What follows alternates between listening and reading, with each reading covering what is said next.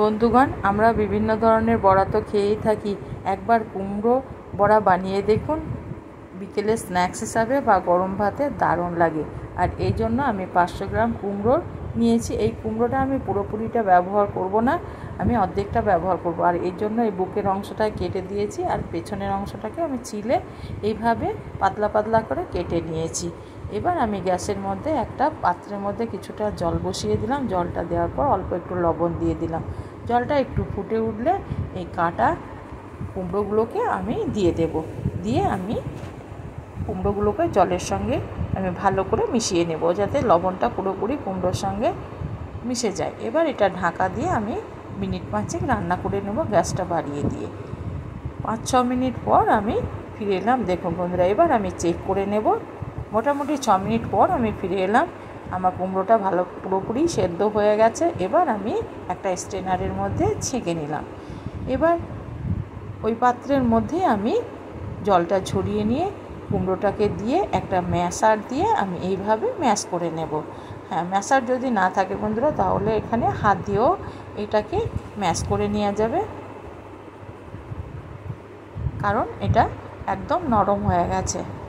এবার আমি ম্যাশ করে নেওয়ার পর আমি এখানে দিয়ে দেব কিছুটা মশলা, যার মধ্যে আছে প্রথমেই দিয়ে দিলাম 1 চামচ কুচনো রসুন, আর দিয়ে দিলাম 1/2 চামচ গ্রেট করা আদা, আর একটা বড় সাইজের পেঁয়াজকে আমি কেটে রেখেছিলাম সেটাকে দিয়ে দিলাম, আর গোটা 4-5 ছোট ছোট করে কুচনো কাঁচা লঙ্কা, আর অল্প একটু জোয়ানকে আমি হাত দিয়ে ডলে নিয়ে ওটাকে দিয়ে দিয়েছি। 1/2 চামচের মতো দিয়ে দিলাম জিরে গুঁড়ো, আর 1/2 চামচ মতো দিয়ে দিলাম ধনে গুঁড়ো।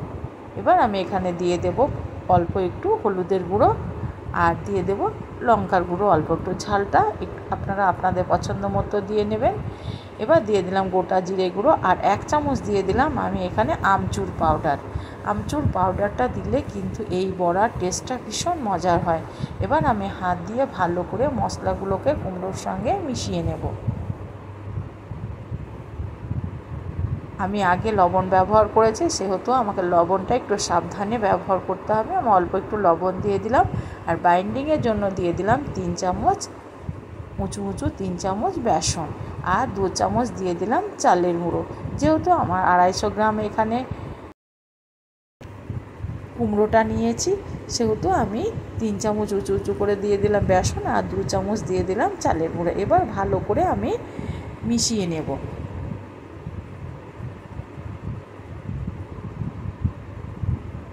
এভাবে ভালো করে আমি পুরো মশলাটাকে কুমড়োর সঙ্গে মিশিয়ে নেব। আর আমার এখানে বেসনের প্রয়োজন হবে না। সবশেষে আমি দিয়ে দেব খাবার সোডা 1/3 চামচ।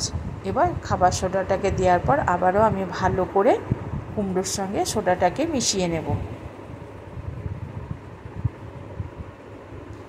আমার মেশানো হয়ে গেছে। এবার এটাকে আমি সাইডে রেখে দিলাম। গ্যাসের মধ্যে আমি বসিয়ে দিলাম একটা প্যানের মধ্যে দিয়ে দেব কিছুটা সাদা তেল। তেলটা আমি ভালো করে গরম করে নেব। তারপরে গ্যাসটাকে আমি মিডিয়াম করে দেব। দিয়ে আমি এক এক করে এই বড়া বা পকোড়া যেটাই বলা যাবে সেটাকে আমি তেলের মধ্যে ছেড়ে দেব। ভীষণ মজাদার একটা বড়ার রেসিপি, খেতে কিন্তু দারুণ লাগে বন্ধুরা। ডাল ভাত আর এই বড়া থাকলেই আর কিছু গরম ভাতের সঙ্গে লাগবে না, কিংবা বিকেলে চায়ের স্ন্যাক্স হিসাবেও এটাকে দারুণ ভালো লাগে। এভাবে আমি সমস্ত পকোড়া বা বড়াগুলোকে তেলের মধ্যে দিয়ে দিলাম, আর গ্যাসটাকে আমি মিডিয়ামে রেখে এইভাবে ঘুরিয়ে ফিরিয়ে আমি বড়াগুলোকে একটু লাল করে ভেজে নেব। একটার গায়ে আর একটা যেন চেপে না যায়, তাহলে কিন্তু জোড়া বেঁধে যাবে। একটু সাবধানে এগুলোকে নাড়িয়ে নিতে হবে।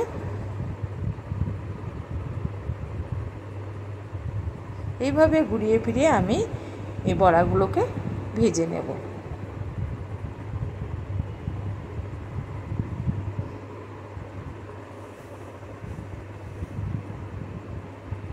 ভীষণ মুচমুচে এই বড়া রেসিপিটি যে খাবে বন্ধুরা, সেই কিন্তু ভীষণ প্রশংসা করবে। এইভাবে আমি মিডিয়াম হিটে বড়াগুলোকে আস্তে আস্তে ভেজে নেব, কারণ আমি এখানে গ্যাসটাকে বাড়িয়ে ভেজে দিলে ভিতরটা কাঁচা থেকে যাবে, অথচ উপরটা পুড়ে যাবে। সেই জন্য আমি মিডিয়াম আঁচে এগুলোকে ভাজবো। এগুলো আমার কালার আসতে শুরু করেছে বা কালার এসে গেছে। এবার আমি এগুলোকে উঠিয়ে নেব প্যান থেকে।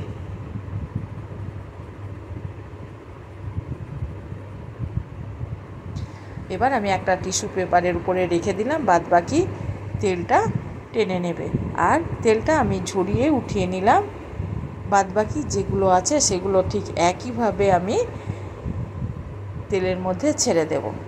দিয়ে ঘুরিয়ে ফিরিয়ে এগুলোকেও আমি ঠিক একইভাবে লাল করে ভেজে নেব। হ্যাঁ বন্ধুরা, যদি আমার ভিডিওটা ভালো লেগে থাকে তবে অবশ্যই একটা লাইক করবেন আর সাবস্ক্রাইব করে আমার চ্যানেলটির অবশ্যই পাশে থাকবেন। এবার এইভাবে ঘুরিয়ে ফিরিয়ে আমি এগুলোকেও ভেজে নেব।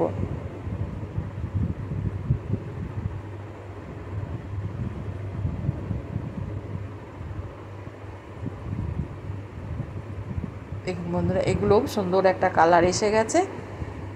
এবার এগুলোকে আমি ঘুরিয়ে ফিরিয়ে উল্টে পাল্টিয়ে এগুলোকে ভেজে নেওয়ার পর আমি এগুলোকে তেল থেকে উঠিয়ে নেব।